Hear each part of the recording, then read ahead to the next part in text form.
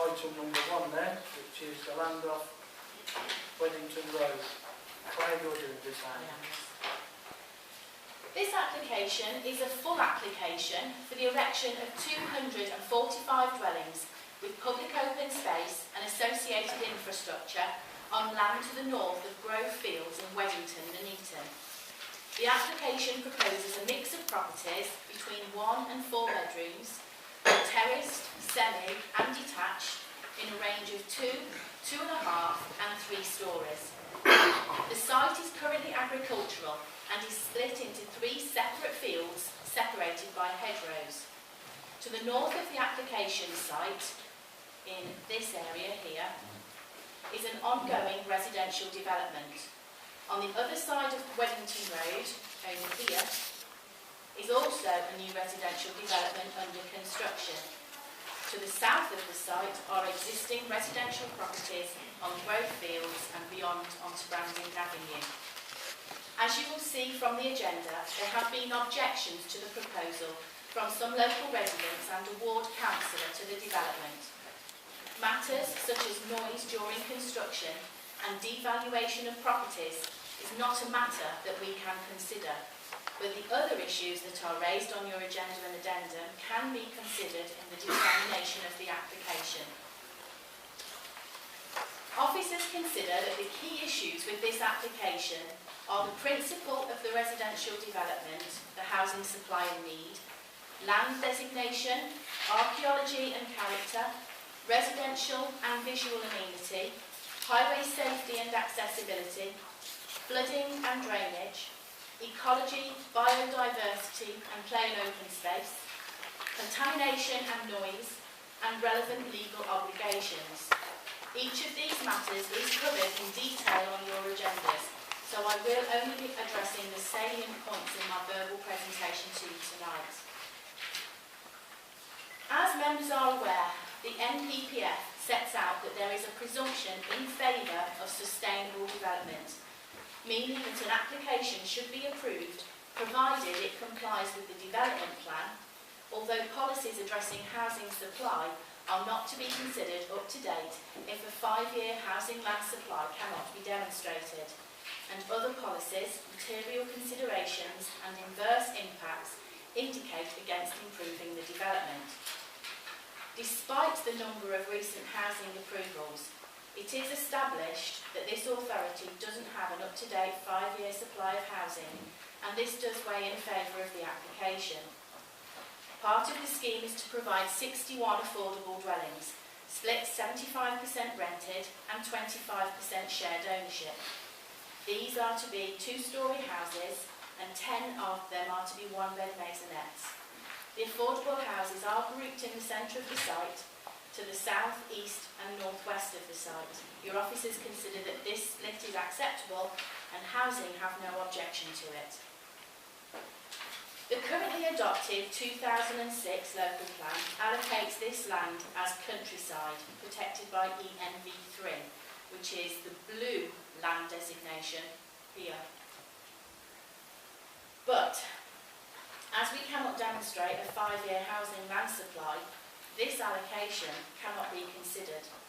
In addition, this part of the site on the orange allocation here is identified as a housing site, HSG1, in the draft borough plan, which is some way through the stages towards adoption, also having some degree of weight.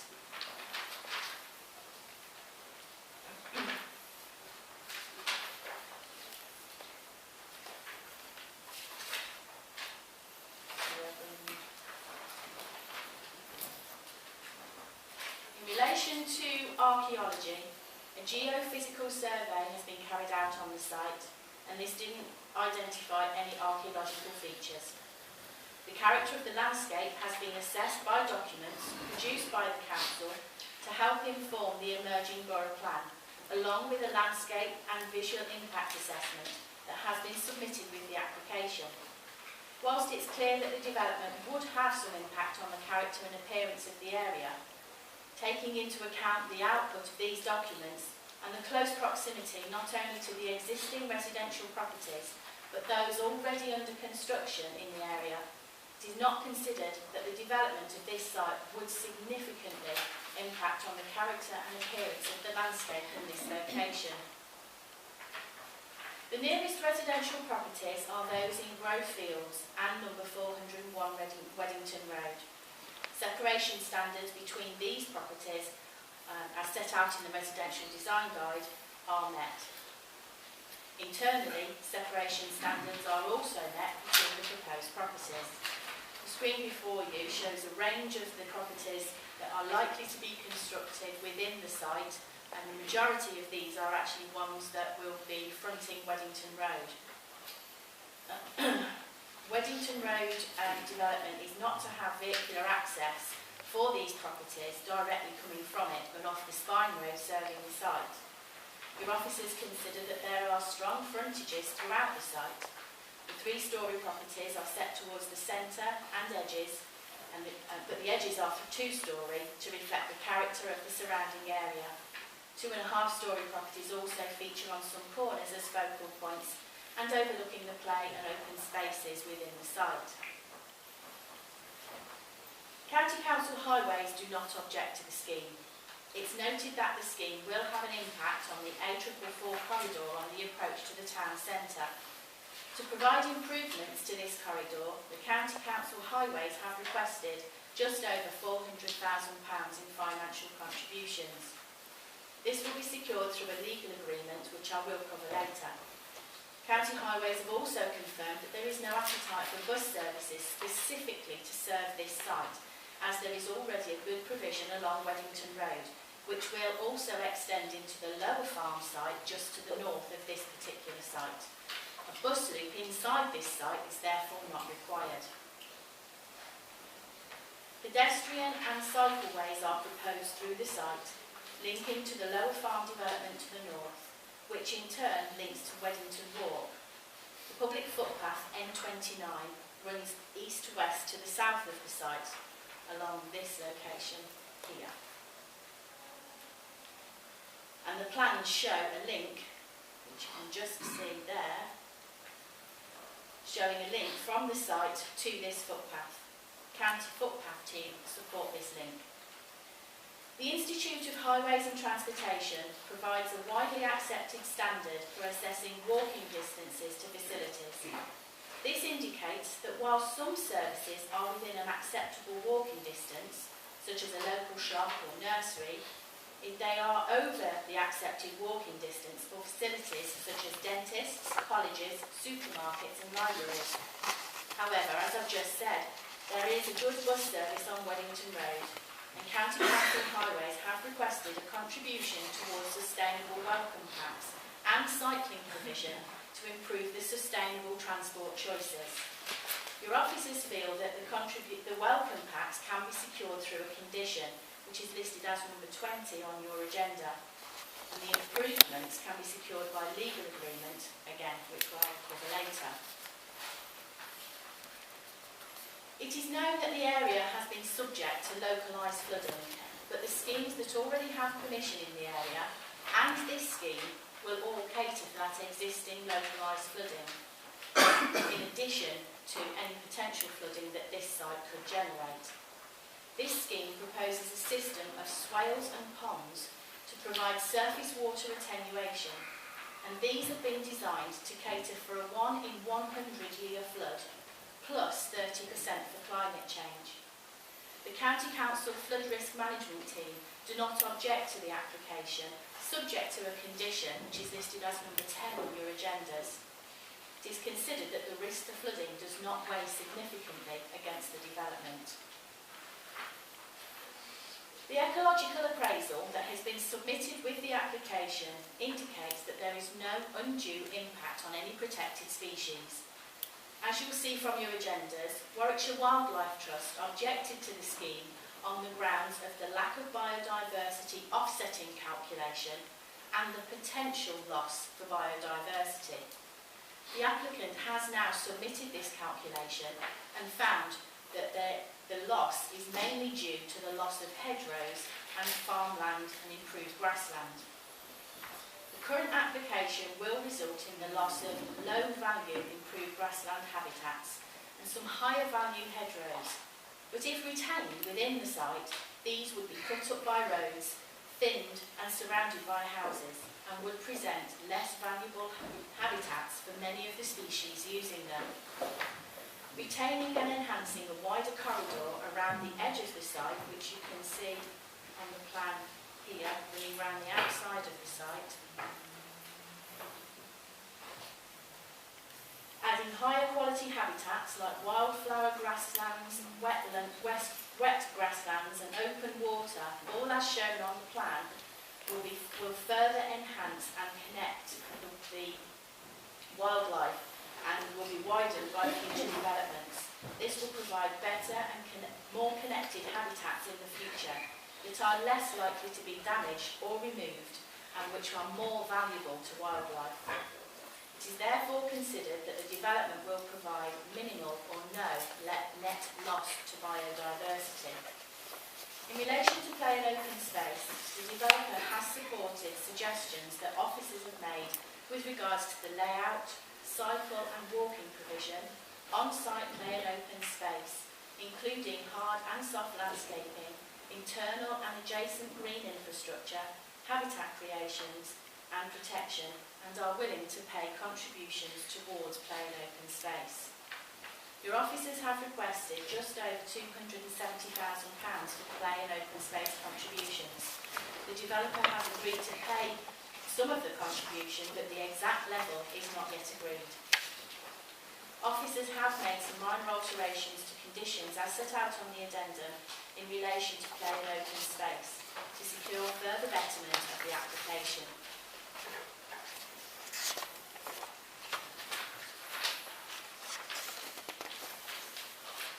In relation to contamination and noise, Environmental Health have commented on the proposal and was submitted contaminated land risk assessment and site investigation.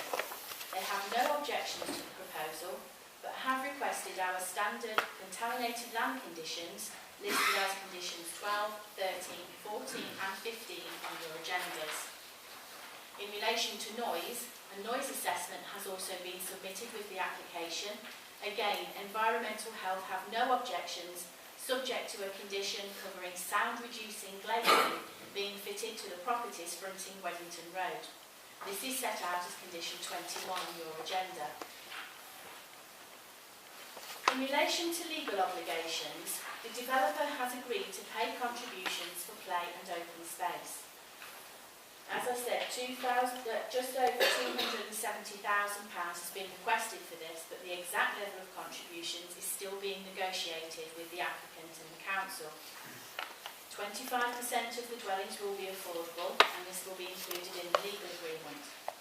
The developer has agreed to pay just over £1 million towards education, towards 7 places for early years, 48 primary school places, 1 primary place for special educational needs, 34 secondary school places and 7 after 16-year-old places. The NHS have requested a contribution of just over £55,000 towards the construction costs of providing a new surgery on Weddington Road. The applicant has accepted this and is willing to pay this contribution. Warwickshire County Council Highways have requested just over £440,000 towards junction improvements along the A444 corridor to improve the capacity, and the developer has agreed to pay this. Warwickshire County Council Cycling have also requested £200,000 towards new cycling infrastructure and new routes between the site and the town centre. The developer has agreed to pay this as well. Other contributions requested from the County Council libraries, footpaths and Warwickshire Police are not considered by your officers to be community infrastructure levy compliant, as the requests are not project-based, not specific enough, and do not have a sufficient evidence base.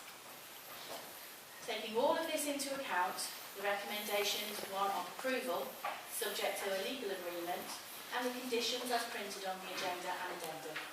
Thank you. Thanks, Claire. We can move on to the speakers, and the first speaker is Councillor Cunningham. Thank you very much, Chair. My original objections to this application were based upon the 5-year land supply not being based upon realistic supply and demand figures, that the site should be protected by the ENV3 properties. Yeah, we haven't yet got a borough plan. We should be protecting this site at the moment. The impact on the Weddington Road, the loss of mature trees and hedgerows. Already the hedgerow has been ripped out on part of the site, which is appalling. The impact on local services, £55,000 does not build a GP surgery, and so far we've got that plus 30,000. Yeah, we aren't getting the money to build the GP surgeries. The local safety things, bus services. The bus is going to pick up on the opposite side of the Weddington Road. Where are you going to have the crossings? There's a lot of things that have been sorted with that. And there's considerable issues with things like surface water flooding.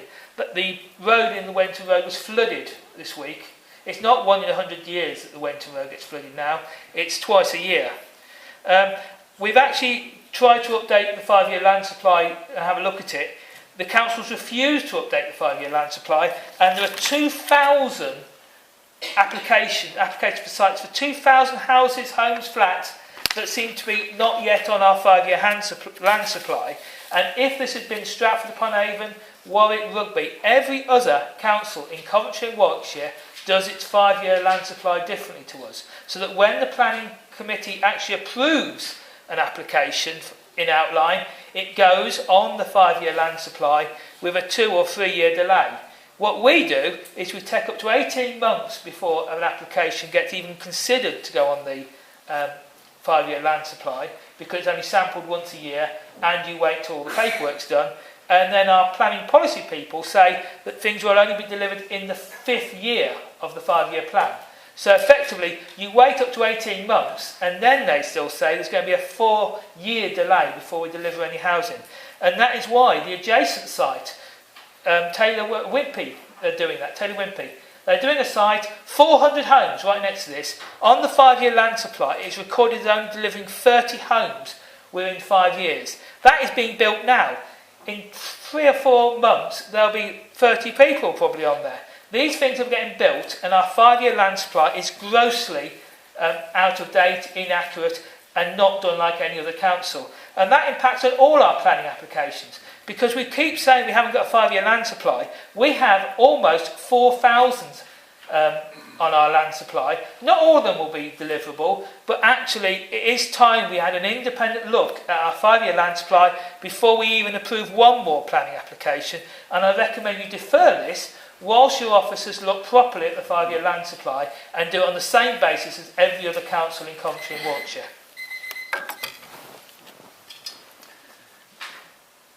Thank you. Just before I ask if there's any points of clarification, a lot of the points that you make there are policy issues. I remind you again, this is a planning applications committee. We've considered all of the applications that come to us on an individual merit. Are there any points of clarification? No?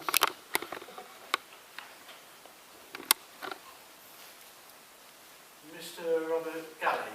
Galley, have I said it correctly? Thank you, Chair. Robert Galley, Planning Director, Barratt Homes, North Midlands. Chair, extensive dialogue has taken place with your officers and officers embracing countryside, legal and housing within the Borough Council, together with statutory consultees, both internal and external, including Warwickshire County Council Highways and Warwickshire Wildlife Trust. I should say for the record, Chair, that a proactive dialogue has taken place with a view to reaching solutions rather than creating problems, and your officers are to be commended in this respect. A settled position we now have, with the scheme being fixed, as depicted in the last and latest planning layout submission before you formally this evening, revision N, 245 dwellings, and all outstanding issues and concerns have been addressed, and in my professional view, mitigated by amendments, revisions, culminating now in an acceptable form of development. Key issues for determination before members this evening are as outlined in the appraisal on page 11 of the committee report, the supporting text endorsed per heading, and in my view all material planning considerations have been considered through the assessment of this particular planning application. Section 106 planning applications your officers have referred to. We take the view that they are NPPF Para 204 and SIL Regulation 122 compliant and therefore endorsed. In terms of conclusion, reasons for approval and recommendation, they are all supported, endorsed and welcomed respectively. And in terms of the schedule of conditions, Chair, the addendum before members this evening represents late dialogue between the parties, culminating in acceptable and revised changes which we deem appropriate. The latest list is therefore settled and meet the tests accordingly set out in guidance and regulations. Chair, I urge members to accept the officer recommendation before you. Why? Because this development is much needed in terms of housing land supply and significantly boosting the provision of much needed housing in terms of both open market and affordable, and it meets the tests of sustainable development as set out in the guidance. Economic, in terms of jobs, growth and construction. Social, in terms of supporting the local community and delivering housing. And of course environmental, in terms of protecting the best of today's environment, ecology and improving biodiversity. In conclusion, Chair, overall and on balance in terms of planning issues, I commend the scheme to members accordingly and allow us to proceed towards delivering this important site on the edge of the urban area. Thank you. Okay, thank you. Are there any points of clarification? Councillor Foster. Thank you, Chair. Mr. Galley, Barratt's Homes is a big organisation and I'm very often disappointed by the developers in this country, I have to say, for technical reasons. And one thing that does seem to be an omission. You're asking for the point of clarification? Yes. What I see as an omission here is on energy requirements of properties. We get into quite a large number of houses here. And I don't know if Barratt's do that, but ground source heat pumps are required with larger developments of houses. Was that considered in these types of development at all? Chair, through you, as with all development applications, each case, as you alluded to earlier, has to be considered on its merits. We have to consider the policy base, the practicalities, and not least, certainly not least, cost and delivery. And the view taken here amongst the internal technical staff and the external consultants advising us is that energy issues can be dealt with satisfactorily through the normal course of events and through normal provision rather than that particular matter, Chair. Okay, thank you. Are there any other points of clarification? No. Anything you need to come back on at the moment? Okay, then to enable debate to take place, can I move the recommendation as printed, which is to approve planning permission subject to the legal agreement and conditions printed, including those on the addendum. Is that seconded? Seconded. Okay, thank you. Any member? Councillor Navarro. Chair, first I want to congratulate the officers for structuring the information presented on consultation, which assured me very much in terms of the way it is being phrased now, allow me to know who was responding, who was not responding, and who was supported in that way. That gave me some assurance that I can move on and making a decision based on those sort of things. Chair, I'm making four points in terms of this. In the objection from the councillor, the word dishonest comes up. And I'm concerned about the probity of officers and of councillors. Over my 14 years as a councillor, I've had lots of interaction with officers, but I've never yet seen any dishonesty. And for this to be said that officers are dishonest, questions the integrity of the person who's saying that. And I feel that somehow, through you, Chair, that there should be some sort of censorship in that, for that type of response. I find it really, really, and I can't use the word, I'll leave the word I was going to say. In terms of the contribution, in terms of the affordable housing, the officers have assured us that 25% of the dwellings will be affordable. But because the legal agreement is still being negotiated, I'm hoping that there will be no departure from what has been set out here, that 25% affordable will be, and what I've noticed is that although it's not entirely pepper potted, it's not aggregated to be recognized, and I'm also pleased about that in the structure of the report.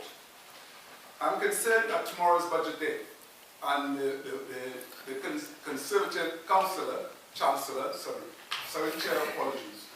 The Chancellor is bringing a budget which will affect all of us, including businessmen. And we're asking, Warwickshire County Council Education asking, I got a staggering amount of money. And why I picked that out is because I'm looking at sort of the viability of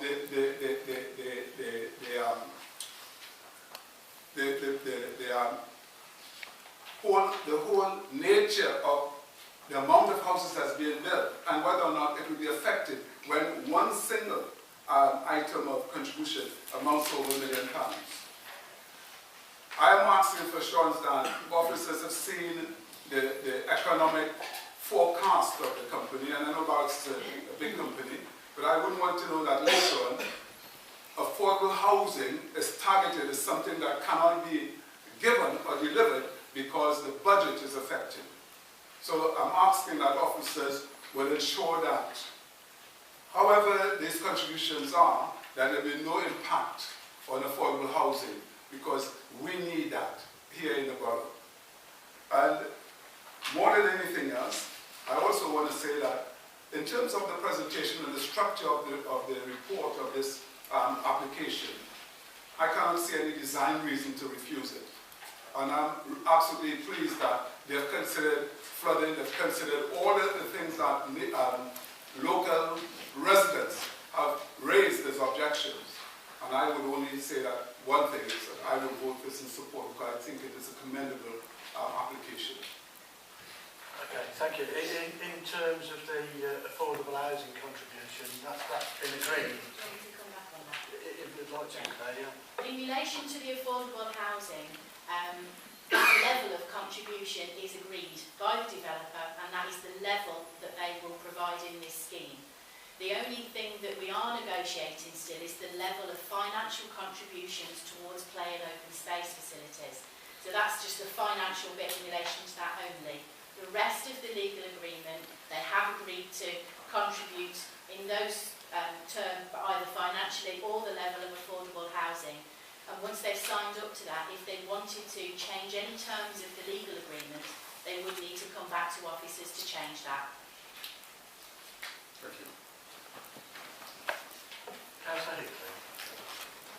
Thank you, Chair. Just got 3 points really, just more for reassurance really. The first one was the objection from Warwickshire Wildlife Trust. You explained in a lot of detail about how various amendments have been made to the plans and hedges and whatever. I was wondering whether they come back to you to say that they're not happy with the changes, or whether, you know, what happened there really regarding them. My second point was about the flooding. I'm always a bit concerned about flooding.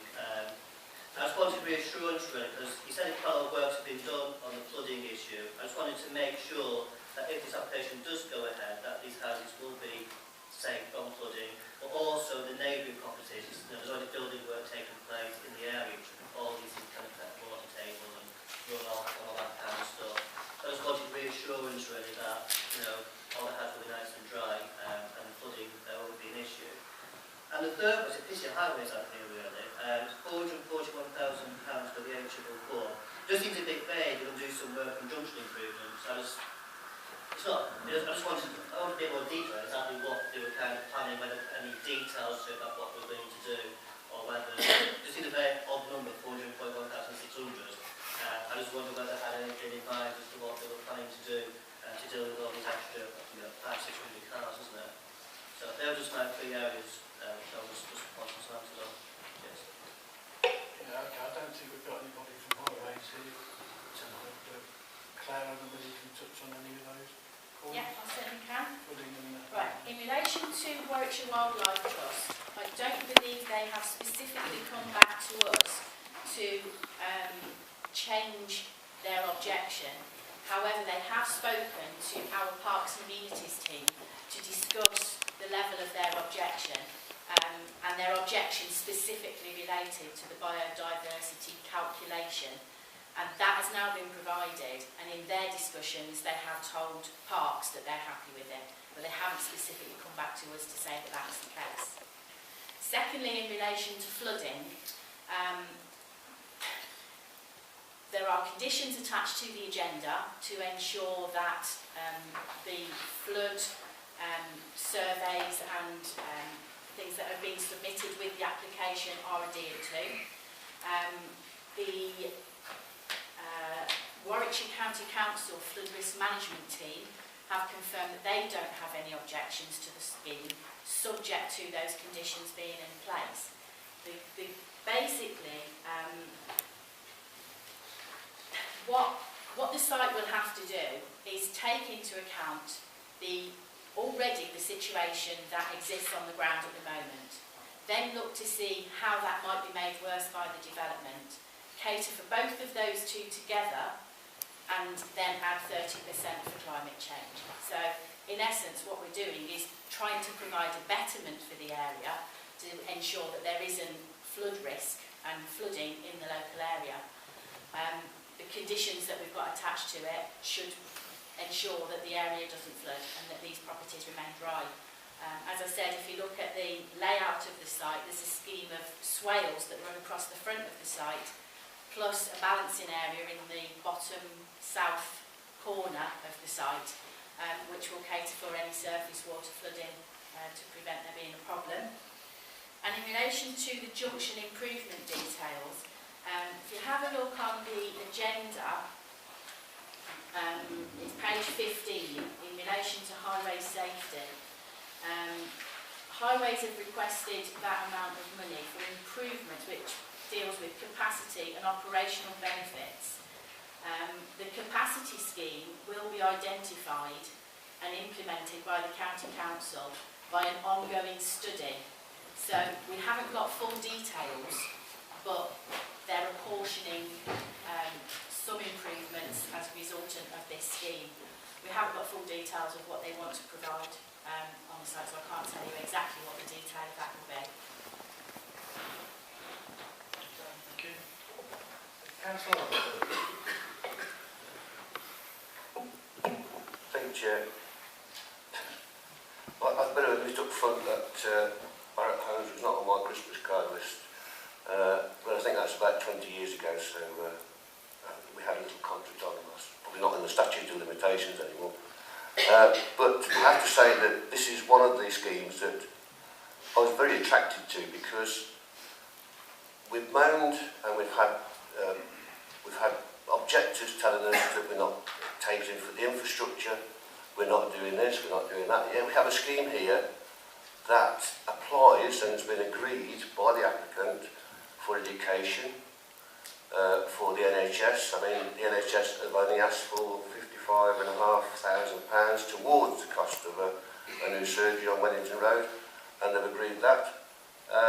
That's got to be to the betterment, so it's ticking all the boxes as far as I'm concerned, because we are getting some infrastructure out of this apart from the affordable housing as well. And it's strange as well that the fact that the applicants agreed £200,000 for a cycle route between the site and the town centre wasn't mentioned by the first objector, and yet that's one of the things that he's been shouting for a long, long time. I too take exception to the word dishonest. It's not dishonest to put in a report that the applicant is going to provide money towards GP surgery and education. That's right up front, it's there, it's in black and white, it's not dishonest at all. It's there. So where this word comes from, I really don't know. I think it's just headline grabbing again, or an attempt to headline grab and look after his own interests rather than look after the interests of residents of this borough.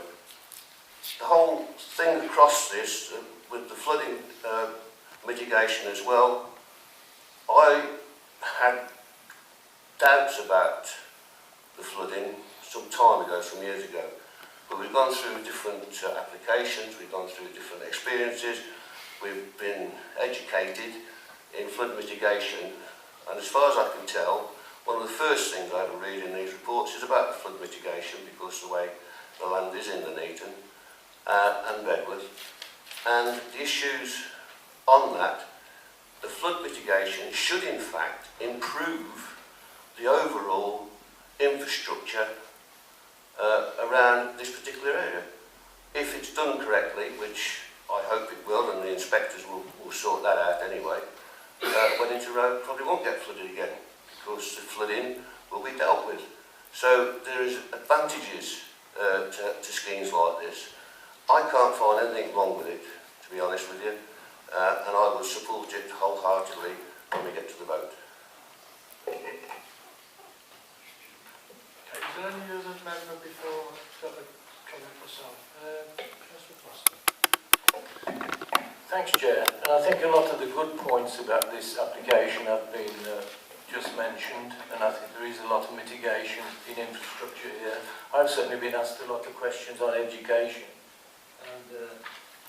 and I think there is some mitigation on that. I do have a question of the officers, but I would say first of all that this is a super application, and it would be excellent if it was somewhere along the A444 corridor, where the jobs are and so on. That's the only major thing I see wrong. My question relates to air quality. There seems to be an omission here, because the road down onto the Leicester Road Bridge, which is where most of the traffic goes, runs into the air traffic management area. And we know we're already running on those top limits. There's a major issue that's only just being looked at. There's a government quango only just been set up. In fact, it's an EU quango eventually, which won't be COMIAP, which is the Committee for the Medical Effects of Air Pollution. It's extremely serious, as I've reported personally to this house. It's a thing I do know a lot about, with 35 plus years in the business. And I personally feel that needs addressing. I'd like to have some feedback from the officers on that point, please. Thank you, Chair. When we consulted our environmental health team, they didn't come back with any objections in relation to air quality or the impact on the air quality management area. In addition, we don't have a policy to require any mitigation in relation to any impact that could be created. So, as officers, we've got a situation where we can't require mitigation, but we don't have any objection from environmental health on that matter either. So we're just in a situation where there's no objection and it's not a matter that has been raised. Okay, thank you. Excuse me. If there's no other member within the application that I'm minded to vote for approval on this, but the one thing that confuses me slightly is the contribution that hasn't been agreed. And whilst that shouldn't be a matter of whether the application is approved or not, I find that a little bit unusual. I'm assuming that the applicants feel that our request is too high, otherwise they would have agreed it. Where does that leave us in relation to the application? I mean, if it ends up as it either isn't agreed or it's a very low amount that's being suggested, does that come back to this committee for final approval before that legal agreement's in place?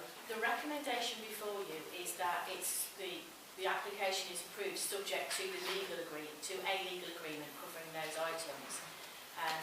The level of contributions is a matter that can still be negotiated, and you can delegate that to officers if you wish. But if you feel, as members on a committee, that you want to be involved in knowing the level of contribution to play in open space, you can request that the application is brought back to committee before we actually finally tie up the legal agreement.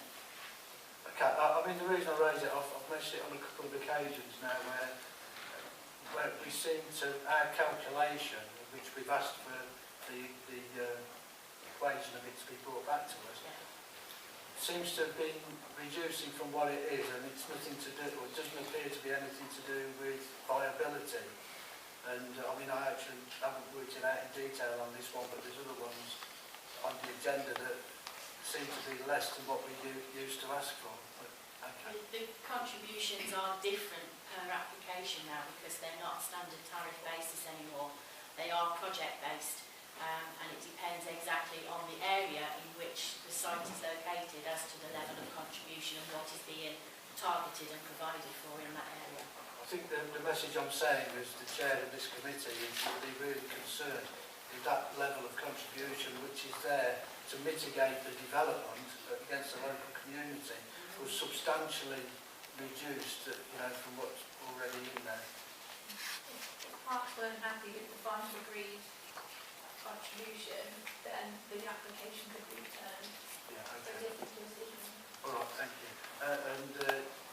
Just finally, I did want to touch on the paperwork that's been presented to us by Councillor Condacor.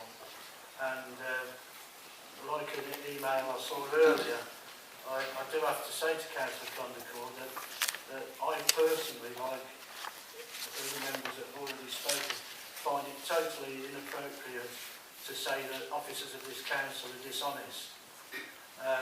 As a councillor, I have to grin and bear it. You can say whatever you like about me, but if there's accusations of dishonesty about officers of this council, I would expect that to be done formally and the evidence provided, because I don't believe anybody's been dishonest about how they've provided the information, but the word is continually used in things that you provide.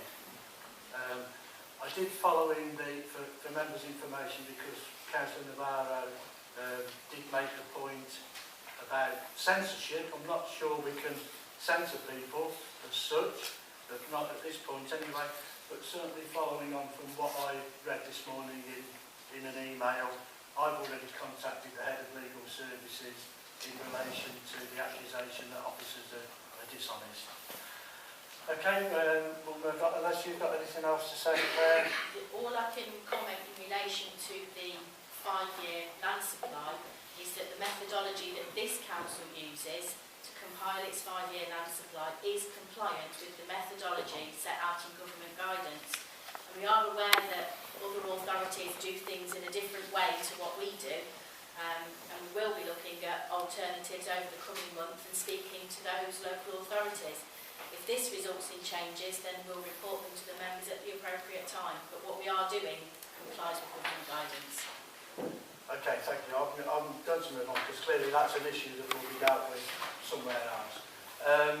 It's been moved and seconded, the recommendation which is to approve planning permission subject to a legal agreement with the conditions printed. All those in favour of that?